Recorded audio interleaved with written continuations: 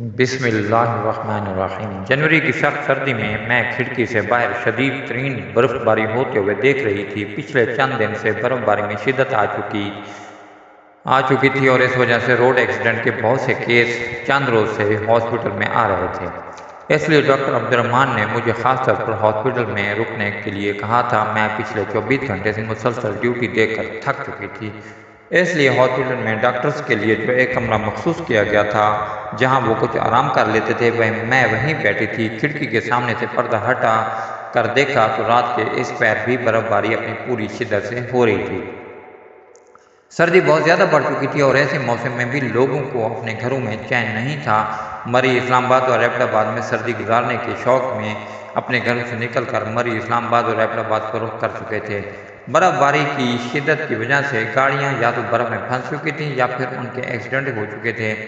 Abbott آباد میں صبح سے کوئی نہ کوئی ایکسیڈنٹ کیس آ رہا تھا اور میں یہاں پر سرجن کے طور پر بس ایک واحد ڈاکٹر تھی جو ایبٹ آباد کے چھوٹے سے علاقے میں یہ ہاسپٹل بنا ہوا تھا جہاں پر زیادہ سہولیات موجود نہ تھی۔ اسی ہاسپٹل کے قریب ہی میرا کوارٹر بھی بنا ہوا تھا جہاں میں اپنے بچوں کے ساتھ رہتی تھی۔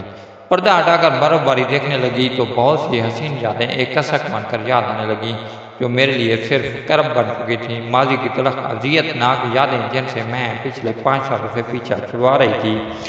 میں نہیں جانتی کہ کب میرے کمرے کا دروازہ کھلا۔ نرس کی آواز نے مجھے چونکا دیا تھا۔ کہنے لگی، ڈاکٹر عاشو، ایک اور ایکسیڈنٹ کا ایمرجنسی کیس آیا اور ڈاکٹر عبدالرحمان آپ کو بلا رہے ہیں، پلیز جلدی آئیے۔ میں عجلت میں کہتے ہوئے باہر چلی گئی تھی۔ میں نے ایک گہری ٹھنڈی سانس لی، اسٹیتھوسکوپ سامنے رکھے ٹیبل سے اٹھایا اور اس کمرے سے باہر نکل گئی۔ لیکن جیسے ہی میں نے ایمرجنسی میں قدم رکھا اور سامنے خون سے لت پت شخص کو دیکھا تو اگلا سانس لینا بھول گئی تھی۔ ماضی کے وہ تلخ باب میرے سامنے کھل گئے تھے۔ سب کچھ میرے سامنے کسی فلم کی طرح سے چلنے لگا تھا۔ میں اس شخص کو دیکھ کر 5 سال پیچھے جا چکی تھی۔ لاہور کے سب سے بڑے ہاسپٹل میں انٹرویو دینے کے لیے آئی تھی۔ MBBS کی ڈگری میرے پاس تھی۔ میں جنرل فزیشین کے طور پر اس ہاسپٹل میں کام کرنا چاہتی تھی۔ میں نے MBBS اسکالرشپ میں پاس کیا تھا اور بہت ہی اچھے نمبروں میں پاس کیا تھا۔ جس ہاسپٹل میں آئی تھی وہ لاہور کا پرائیویٹ بہت بڑا ہاسپٹل تھا۔ جب میں انٹرویو دینے کے لیے کمرے میں گئی تو وہاں پر چند سینئر ڈاکٹر کے ساتھ نوجوان ڈاکٹر بھی موجود تھا۔ میں نے اندر آنے کی اجازت مانگی تو سب سے سینئر ڈاکٹر جس نے وہ ہاسپٹل کھولا تھا اسی نے مجھے اندر آنے کی اجازت دی۔ میں سامنے کرسی پر بیٹھ گئی، اپنے سارے ڈاکومنٹس ٹیبل پہ رکھ دیے۔ اسی سینئر ڈاکٹر نے سب سے پہلے میری CV اور میرے ڈاکومنٹس چیک کیے تھے، پھر ایک ستائشی نظر مجھ پر ڈالی تھی۔ کہنے لگے، مس عائشہ، آپ نے MBBS اسکالرشپ بھی کیا ہے؟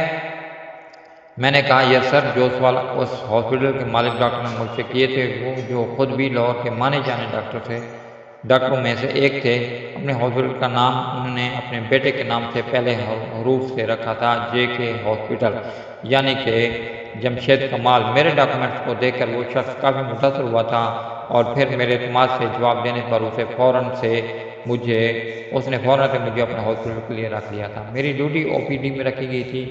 ایک اور سینئر ڈاکٹر بھی جنرل فزیشین کے طور پر مریضوں کو دیکھتے تھے۔ میں شروع سے ہی بہت نرم مزاج کی لڑکی تھی۔ مریضوں کا زخم دیکھ کر میری اپنی آنکھیں نم ہو جاتی تھیں۔ مجھے تو بعض اوقات لیڈی ڈاکٹر جو میری دوست بھی تھیں کہتی تھیں کہ جتنا نرم دل تم اپنے سینے میں رکھتی ہو، ہمیں تو یہ سمجھ نہیں آتا کہ تم نے MBBS کیسے کر لیا۔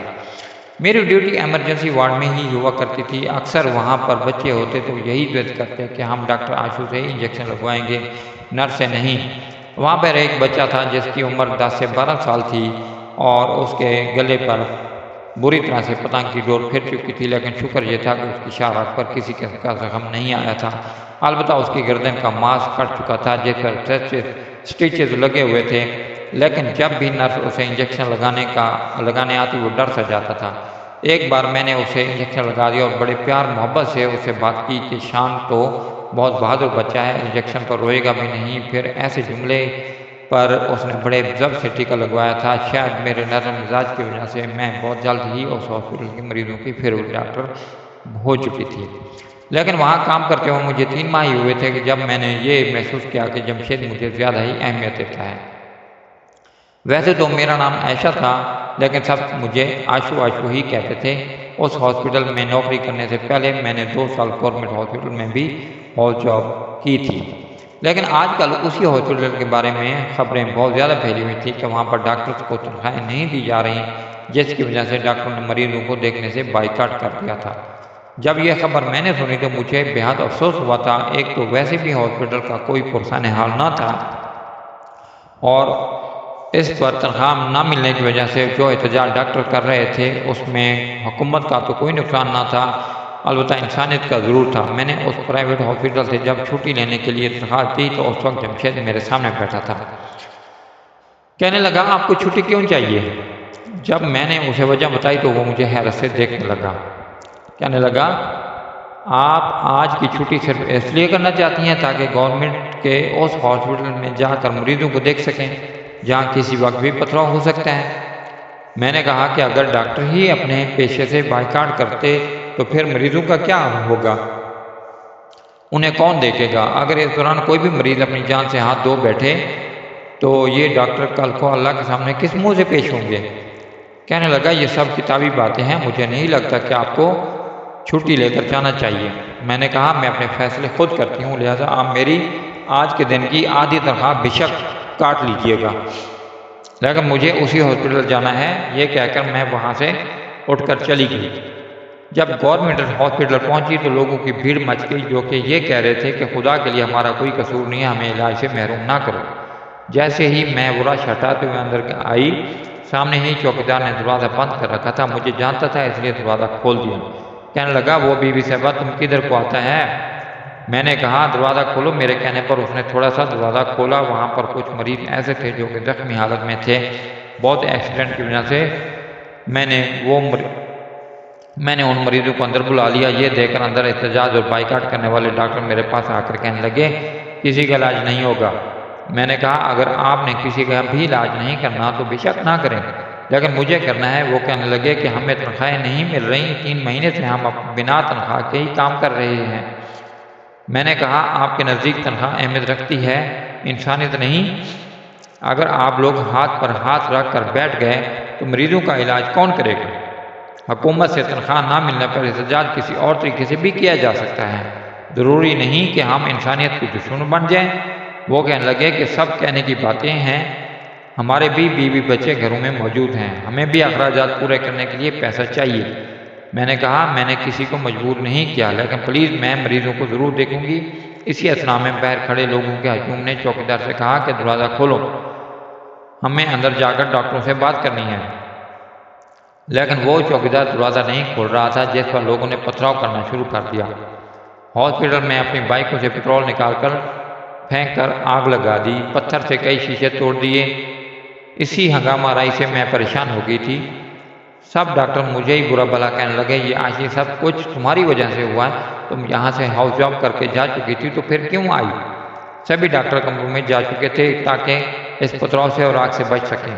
چوکیدار بھی پریشان ہو گیا تھا۔ میں لوگوں سے یہی کہنے لگی کہ پتھر نہ برسائیں اور نہ ہی آگ لگائیں، لیکن لوگوں میں بھی اشتعال بڑھ چکا تھا۔ ایک زوردار پتھر میرے سر پر بھی لگا تھا، جیسے میرا سر پھٹ گیا تھا، خون نکلنے لگا۔ پولیس نے وہاں پہنچتے ہی لاٹھی چارج شروع کر دیا تھا، لوگوں کو مارنے لگی تھی، کئی لوگوں کو اپنے موبائل میں ڈال کر پولیس اسٹیشن لے گئی۔ میں اپنے ہاتھ سے اپنا سر دبائے ایک طرف بیٹھ گئی، ابھی بھی بیرونی دروازے کی طرف دھواں اٹھ رہا تھا، گو کہ پولیس نے آگ بجھا دی تھی۔ میں نہیں جانتی کہ کیسے ڈاکٹر جمشید میرے سامنے آ کر کھڑا ہو گیا۔ میں نے اپنے سر پر ہاتھ رکھے ان کی طرف دیکھا تھا تو وہ مجھے گھور رہا تھا۔ کہنے لگا ایسی انسانیت کی خدمت کرنے کے لیے آئی تھی، انہوں نے تو اپنے مسیح کو بھی نہیں چھوڑا ہے، اسے بھی زخمی کر دیا۔ یہ کہنے کے بعد اس نے اپنی جیب سے رومال نکالا، میری طرف بڑھا دیا۔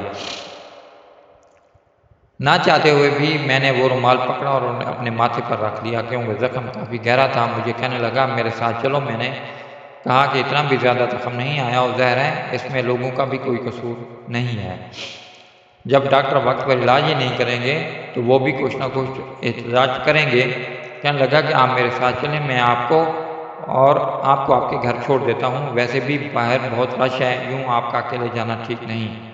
یہ کہہ کر اس نے میرا جواب بھی نہیں سنا تھا، میرا ہاتھ پکڑا اور مجھے باہر لے کے باہر پولیس والے ابھی بھی نوجوانوں کو ڈنڈوں سے مار رہے تھے۔ میں نے کہا پلیز جمشید انہیں روکیں، ان بیچاروں کا کیا قصور ہے؟ کہنے لگا یہ سب ایسے ہی چلتا رہے گا۔ وہ مجھے اپنی گاڑی کے پاس لایا اور فرنٹ ڈور کھول دیا۔ میرا سفید کوٹ بھی میرے ماتھے سے نکلنے والے خون سے رنگ چکا تھا۔ مجھے سیدھا اپنے ہاسپٹل میں لے گیا، چاہتا تو سٹاف سے بھی میری بینڈیج کروا سکتا تھا۔ میں حیران تھی کہ اس نے میری بینڈیج خود کی تھی۔ مجھے کہنے لگا شکر کریں کہ زخم زیادہ گہرا نہیں تھا، ورنہ سٹیچز لگانے پڑنے تھے۔ مجھے تو اس کی مہربانی سمجھ میں نہیں آئی تھی، بلکہ ایک سینئر ڈاکٹر ہیں وہ میری کیوں بینڈیج کر رہا تھا؟ ہاسپٹل اس کے باپ کا تھا، اسی کے نام کے حروف سے کھلا تھا۔ کہتے ہیں اس کا باپ بہت گھمنڈی اور تکبر والا شخص تھا، کیونکہ اللہ نے اس کے ہاتھ میں شفا رکھی تھی۔ جس مریض کا علاج کرتا تھا اور دعوے سے کرتا تھا کہ یہ بالکل ٹھیک ہو جائے گا، اور پرانے سے پرانا مرض بھی ہوتا تو وہ ٹھیک ہو جاتا تھا۔ اور اسی بات کا اس شخص کو بہت ذوق بھی تھا اور غرور بھی۔ سب سے زیادہ فیس وہی شخص اپنے مریضوں سے لیتا تھا۔ کس بات کے مارے مریض اسی کے پاس آتے تھے؟ کیونکہ اب تک جتنے مریضوں نے اس سے علاج کروایا تھا وہ صحت یاب ہو کر ہی گئے تھے۔ ایسے شخص کے بیٹے کا مجھ پر یوں مہربان ہونا میری سمجھ سے باہر تھا۔ ہوش میرے اس وقت اڑے جب میں نے ڈاکٹر جمشید کے منہ سے یہ سنا کہ وہ مجھے پسند کرتا ہے اور مجھ سے شادی کرنا چاہتا ہے۔ کچھ دیر تو میں یہ سن کر حیرت سے پھٹی آنکھوں سے اسے دیکھنے لگی۔ اس کا باپ لاہور کے جانے مانے ڈاکٹر میں سے ایک تھا، کافی امیر اور دولت مند بھی تھا۔ مجھے سمجھ نہیں آ رہا تھا کہ جمشید نے مجھے کیوں اپنی بیوی کے لیے منتخب کیا۔ وہ تو اپنے حساب سے کسی بھی ڈاکٹر سے شادی کر سکتا تھا، پھر میں کیوں؟ جب اس نے مجھے یوں دیدے پھاڑتے ہوئے دیکھا تو مجھ کہنے لگا کہ آشو آپ کا یوں مجھے دیکھنا میں کیا سمجھوں؟ اس کے جملے نے مجھے ہوش کی دنیا میں لوٹایا تھا۔ اپنی اس حرکت پر میں عجیب کشمکش میں مبتلا ہوئی تھی۔ میں نے کہا کہ آپ کی اور میری حیثیت میں بہت فرق ہے، مجھے نہیں لگتا کہ آپ کو مجھ سے شادی کر لینی چاہیے۔ میری بات سن کر وہ کہنے لگا کہ شادی دو لوگوں کی ہوتی ہے اور مجھے اپنے ہم سفر کے لیے آپ بہت پرفیکٹ لگتی ہیں، پھر یہ حیثیت بیچ میں کہاں سے آ گئی؟ دیکھیں آشو، آپ ایک پڑھی لکھی ڈاکٹر ہیں اور بہت برائٹ فیوچر رکھتی ہیں۔ آپ کے منہ سے یہ بات سن کر مجھے بہت برا لگ رہا ہے۔ میں نہیں جانتی تھی کہ ایسا کیوں ہو رہا تھا، لیکن میرے پاس انکار کی کوئی وجہ بھی نہ تھی۔ وہ نہایت شریف قسم کا انسان تھا اور بہت مہذب طریقے سے اس نے مجھ سے بات بھی کی تھی۔ میں نے کہا کہ میں کچھ نہیں جانتی، آپ میرے ابا سے بات کر لیجئے گا۔ میں حیران تھی کہ آخر اس کا گھمنڈی اور مغرور باپ کیسے مجھے بہو بنانے پر راضی ہو گیا۔ میں جتنا اس بارے میں سوچتی اتنی ہی الجھن کا شکار ہونے لگی تھی۔ میری والدہ انتقال کر چکی تھی، بس ایک والد تھے جو کہ بیمار رہتے تھے۔ انہی کی خواہش پر میں ڈاکٹر بنی۔ میرا گھر بھی ایک پسماندہ علاقے میں تھا۔ بہرحال کچھ دن بعد اپنے والدین کے ساتھ ہمارے گھر آ گیا تھا۔ اس کے والد کے تاثرات سے یہ نہیں لگ رہا تھا کہ وہ اس رشتے پر راضی ہیں۔ اس کی والدہ نے بھی ساڑی پہن رکھی تھی، لیکن کافی خوش مزاج قسم کی خاتون تھی۔ انہوں نے میرے والد سے رشتہ مانگا۔ میں اپنے والد کو پہلے ہی بتا چکی تھی، اس لیے انہوں نے کوئی بھی اعتراض نہیں کیا تھا، سوائے اس کے کہ شادی وہ اتنی جلدی نہیں کرنا چاہتے ہیں، 1 سال سے پہلے نہیں کر سکتے۔ میرے والد کی خواہش تھی کہ میں ایک اپنا کلینک کھولتی اور جہاں غریبوں کا مفت علاج کرتی۔ میں خود بھی یہی چاہتی تھی، لیکن اس کے لیے مجھے پیسے کی ضرورت تھی، جس کے لیے میں نے ان کے ہاسپٹل میں نوکری کی تھی۔ حالانکہ اپنے چھوٹے سے گھر کے ایک کمرے میں میں نے کلینک کھول رکھا تھا، جہاں محلے کے مرد اور عورتوں کا علاج میں مفت معائنہ بھی کرتی تھی اور ادویات بھی دیتی تھی۔ اس وقت تو کسی نے بھی کوئی اعتراض نہیں کیا تھا۔ اس کی والدہ نے رشتہ پکا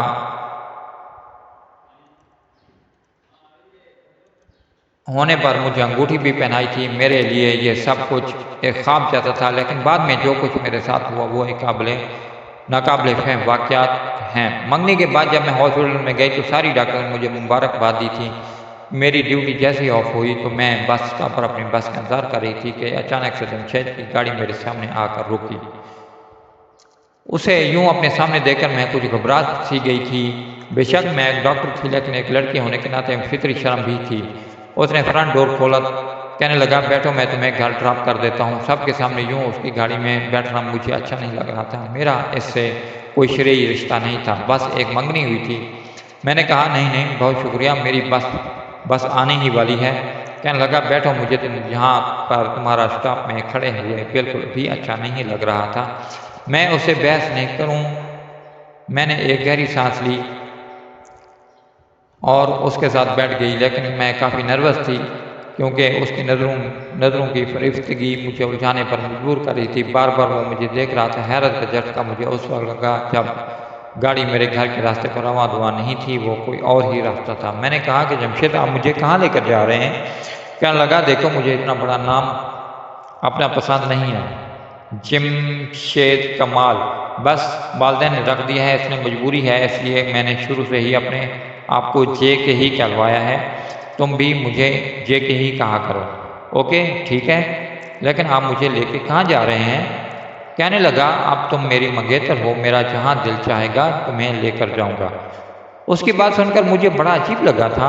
میں نے کہا دیکھیں جے کے صاحب، بہتر ہے کہ آپ گاڑی یہیں روک دیں، میں اپنے گھر جانا چاہتی ہوں۔ میں نے کہا گاڑی رکے گی یا پھر میں چلتی گاڑی سے ہی نیچے اتر جاؤں؟ میرے سخت لہجے پر اس کے ماتھے پر بل پڑے تھے۔ اس نے ایک سائڈ پر گاڑی روک دی۔ کہنے لگا عاشق کیا ہوا ہے تمہیں؟ Are you all right? میں نے کہا مجھے اپنے گھر جانا ہے۔ کہنے لگا ہاں تو گھر چھوڑ دوں گا، لیکن پہلے ہم ریسٹورنٹ پہ جائیں گے، کھانا کھائیں گے، خوب ساری باتیں کریں گے، تمہیں یہ بھی بتانا ہے کہ میں تم سے کتنی محبت کرتا ہوں۔ میں نے کہا یہ سب باتیں کرنے کے لیے ہماری شادی ہو رہی ہے نا؟ کہنے لگا شادی ایک الگ چیز ہے، میں تو منگنی کا چاند گزارنا چاہتا ہوں۔ میں نے کہا مجھے دیر ہو رہی ہے، میں آپ کے ساتھ کسی بھی ریسٹورنٹ میں نہیں جا سکتی، میرے والد بیمار رہتے ہیں، مجھے جا کر انہیں کھانا دینا ہوتا ہے۔ یہ کہہ کر میں گاڑی سے نیچے اتر گئی۔ میں نے ایک رکشہ روکا اور اپنے گھر آ گئی۔ بے شک میں اس کی منگیتر تھی، لیکن شرعی حیثیت سے کچھ بھی نہیں لگتی تھی۔ اگلے روز جب میں ہاسپٹل میں گئی تو وہ بہت غصے میں تھا۔ میری او پی ڈی جیسے ہی کمپلیٹ ہوئی کہنے لگا آج تو میں ایمرجنسی میں ڈیوٹی نہیں دوں گی۔ اس وقت میں اس کے ماتحت کام کر رہی تھی۔ میں نے کہا کہ ٹھیک ہے۔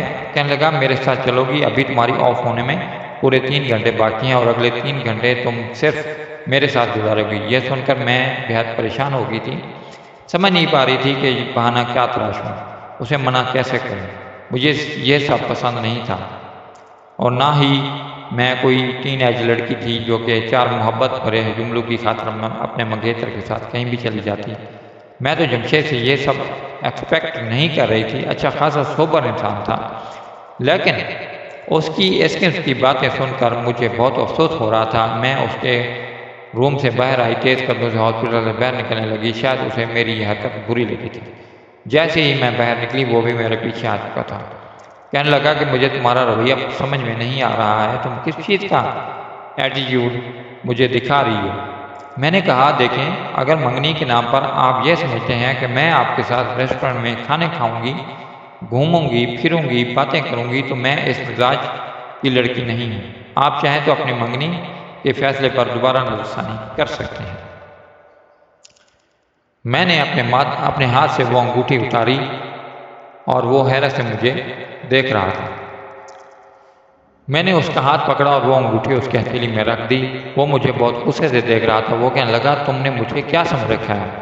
میں کوئی عام میچور قسم کا لڑکا جو تمہارے ساتھ چھوری حرکتیں کروں گا؟ تمہیں باہر لے جا کر تمہارے ساتھ کچھ غیر اخلاقی حرکتیں کروں گا؟ کیا سمجھ رکھا ہے تم نے؟ مجھے اتنا کریکٹر لیس سمجھا ہے تم نے؟ کیا رشتے تمہارے لیے مذاق ہیں؟ تم کیا سمجھتی ہو کہ میں نے انگوٹھی سے تمہیں اس لیے بنائی ہے کہ میں تمہارے ساتھ وقت گزار سکوں اور پھر کہوں کہ مجھے تم سے شادی نہیں کرنی؟ میرا تم سے مزاج نہیں ملا۔ میں نے کہا میں یہ سب نہیں چاہتی، لیکن میں شادی سے پہلے آپ سے کسی قسم کی بھی کوئی ملاقات نہیں کروں گی، کہیں بھی آپ کے ساتھ نہیں جاؤں گی، کیونکہ منگنی کی شرعی کوئی حیثیت نہیں ہوتی۔ یہ کہہ کر میں اپنے گھر چلی گئی تھی۔ مجھے 100% امید تھی کہ وہ اس رشتے سے انکار کر دے گا اور مجھے اس بات سے رتی برابر بھی فرق نہیں پڑتا تھا، کیونکہ میں پہلے ہی اس رشتے پر ذہنی طور پر الجھن کا شکار تھی۔ اس رشتے کا ہو جانا میری سمجھ سے باہر تھا۔ نہ وہ ہمارے ہم پلہ تھے اور نہ ہی ہم ان کے ہم پلہ، نہ ہی میں اس ماحول میں ایڈجسٹ کرنے کے بارے میں سوچ پا رہی تھی۔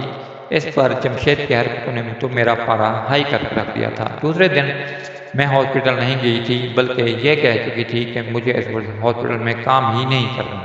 شام کو ہی وہ اپنے والدین کے ساتھ ہمارے گھر پہنچ گیا تھا۔ میرے والد ان دنوں کافی بیمار رہتے تھے۔ میں انہیں کوئی بھی پریشانی دینا نہیں چاہتی تھی، اس لیے میں نے کسی بات کا ذکر اپنے والد سے نہیں کیا تھا، لیکن اب ڈر رہی تھی کہ کہیں وہ رشتہ ہی نہ توڑ دیں۔ لیکن بہرحال جو کچھ میں نے اس کے ساتھ کیا تھا، میں جانتی تھی کہ اس کا نتیجہ یہی نکلنا تھا۔ لیکن میں حیران رہ گئی جب اس نے کہا کہ وہ مجھ سے 1 مہینے کے اندر نکاح کرنا چاہتا ہے، وہ بھی رخصتی کے ساتھ۔ یہ سن کر جتنی میں حیران تھی، میرے والد بھی تھے۔ کہنے لگے، میں تو آپ لوگوں سے پہلے ہی کہہ چکا تھا کہ 1 سال سے پہلے میں اپنی بیٹی کی شادی نہیں کر سکتا۔ ظاہر ہے میں کوشش میں لگا ہوا ہوں کہ میرے گاؤں میں کچھ زمینیں ہیں جو میں بیچنے کی کوشش کر رہا ہوں، جیسے ہی وہ بکیں گی تب ہی میں اپنی بیٹی کی شادی کروں گا۔ وہ کہنے لگا کہ آپ اپنی زمین کیوں بیچنا چاہتے ہیں؟ مجھے جہیز میں کچھ نہیں چاہیے، نہ ہی میں آپ پر شادی کا کوئی بوجھ ڈالنا چاہتا ہوں۔ مجھے صرف نکاح چاہیے، رخصتی چاہیے، اور اس کے لیے 1 مہینہ بھی بہت زیادہ ہے۔ البتہ اس کے والدین چپ تھے۔ ان کے چہرے کے تاثرات سے صاف ظاہر تھا کہ وہ زبردستی ضد کر کے انہیں اپنے ساتھ لایا ہے۔ میرے والد نے جب یہ سنا تو خوش ہو گیا، شادی کے لیے رضامندی بھی دے دی۔ لیکن میں حیران تھی، میری اتنی باتیں سنانے پر وہ رشتہ توڑنے نہیں آیا، کیوں کر رہا ہے؟ پر میں نہیں جانتی تھی کہ وہ نکاح نہیں، ایک سزا ہے جو مجھے دینا چاہتا ہے۔ 1 مہینہ میں ہاسپٹل میں بھی نہیں جا پائی، بہت الجھن کا شکار رہی تھی۔ میرے والد بہت خوش تھے، لیکن میں نہیں جانتی سمجھ نہیں پا رہی تھی کہ یہ سب کیا ہو رہا ہے۔ انہی الجھنوں میں 1 مہینے کا وقت گزر چکا تھا۔ میرا عروسی لباس بھی میرے سسرال سے ہی آیا تھا۔ تیار ہو کر میں بہت خوبصورت لگ رہی تھی۔ نکاح کے بعد میری رخصتی بھی ہو گئی۔ اپنے والد کے ساتھ لگ کر میں بہت روئی تھی، لیکن جیسے ہی گاڑی میں بیٹھ کر اپنے سسرال پہنچی، مین گیٹ چوکیدار نے کھولا تھا۔ کافی بڑا بنگلہ تھا، اس میں گاڑی کھڑی کی اور سب گاڑیوں سے اتر کر سب اندر چلے گئے۔ اکیلی میں بیٹھی رہ گئی تھی، سوچ بھی نہیں سکتی تھی کہ میرا استقبال اس طرح سے ہوگا۔ کچھ دیر بعد ہی ایک ملازمہ نے گاڑی کا پچھلا دروازہ کھولا تھا، مجھے اترنے میں مدد کی۔ سب کا رویہ دیکھ کر میں خون کے آنسو پی کے رہ گئی تھی۔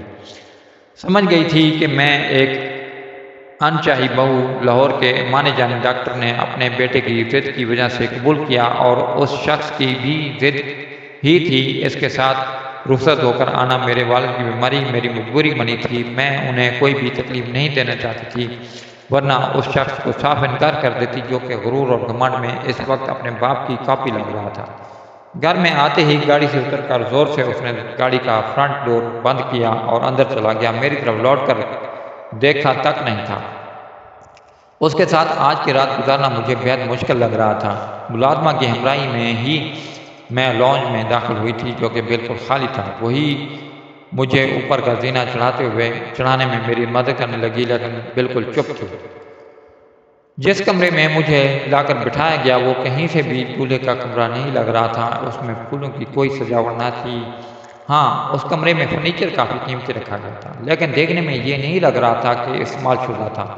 کمرہ کافی نفاست سے سیٹ کیا گیا تھا۔ ملازمہ مجھے بٹھا کر اسی خاموشی سے کمرے سے باہر نکل گئی تھی۔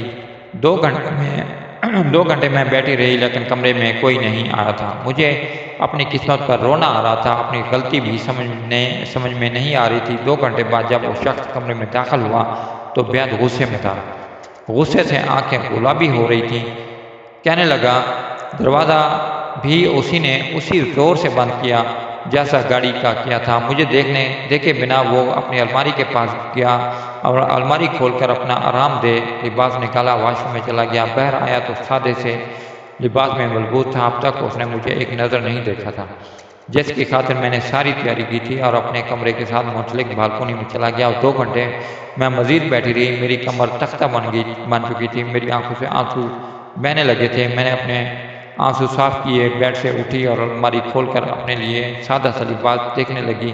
اس کے کپڑوں کے ساتھ میرے بھی کئی فینسی جوڑے وہاں ہینگ تھے، اور کچھ کیجول بھی تھے۔ میں نے ایک سادہ سا لباس نکالا، میرے کپڑے تبدیل کر کے لیٹ گئی۔ اپنی قسمت پر بہت رونا آ رہا تھا۔ میں نے کبھی بھی بڑے خواب آنکھوں میں نہیں سجائے تھے، لیکن ایسے خواب آنکھوں میں خود بخود سجنا شروع ہو جاتے ہیں، جو کہ لڑکیاں لڑکپن سے دیکھنا شروع کر دیتی ہیں اور جوانی تک دیکھتی رہتی ہیں۔ اپنے شوہر کے حوالے سے بہت کچھ میں نے بھی سوچ رکھا تھا۔ یہ شخص میری سمجھ سے باہر تھا۔ اس کا میرے لیے رشتہ بھیجنا میری عقل سے بالاتر ہے۔ اور پھر اس کا یہ رویہ دل برداشتہ سے ہو گیا تھا۔ روتے روتے میری آنکھ لگ گئی۔ جب کسی نے مجھے جھنجھوڑ کر اٹھایا تھا، میں ہڑبڑا کر اٹھی تو دیکھا کہ میرے سر پر وہ کھڑا تھا۔ میں نے کہا جی کہیے۔ کہنے لگا اٹھ کر بیٹھو۔ بڑا سخت لہجہ تھا۔ میں اٹھ کر بیٹھ گئی۔ کہنے لگا اس کمرے میں تم کس حیثیت سے بیٹھی ہو، جانتی ہو؟ میں چپ اور خاموش اسے دیکھنے لگی، پھر اپنا چہرہ میرے چہرے کے قریب کر کے غصے سے بولا، میری شریف بیوی کی حیثیت سے بیٹھی ہو۔ ساری کڑواہٹ جیسے اس کے اس جملے میں آ کر سمو گئی تھی۔ کہنے لگا کہ تم نے کس سے پوچھ کر اپنا عروسی لباس اتارا ہے؟ مجھے بھی اس پر بہت غصہ آ رہا تھا۔ میں نے کہا کہ میں تھک گئی تھی، 4 گھنٹے میں نے آپ کا انتظار کیا۔ میرے شکوے پر وہ غضبناک لہجے سے گویا ہوا۔ کہنے لگا ساری رات انتظار کرنا چاہیے تھا۔ ایک نیک شریف اور اچھی بیوی اپنے شوہر کی خاطر پوری رات ایک ٹانگ پر بھی کھڑی رہتی ہے، اس لیے اس کا فرض پورا نہیں ہوتا۔ میں اسے حیرت سے دیکھنے لگی کہ اس بات سے وہ مجھ پر چلا رہا تھا۔ میں سمجھ گئی تھی کہ اس کو میری باتیں چبھی ہیں، اسی کا بدلہ لے رہا ہے۔ کہنے لگا اٹھو، جاؤ جا کر اپنا عروسی لباس پہن کر آؤ۔ اس کی اس بات نے مجھے بہت حیران کیا تھا۔ اتنا بھاری بھرکم لباس میں دوبارہ پہننے کے موڈ میں ہرگز نہ تھی۔ میں نے کہا جمشید تو برجستہ۔ کہنے لگا جے کے گاؤ، میں پہلے بھی تمہیں سمجھا چکا ہوں۔ لہجہ ویسا ہی غصے سے بھرا ہوا تھا۔ میں نے کہا کہ میں دوپٹہ اوڑھ لیتی ہوں لیکن وہ لباس نہیں پہن سکتی۔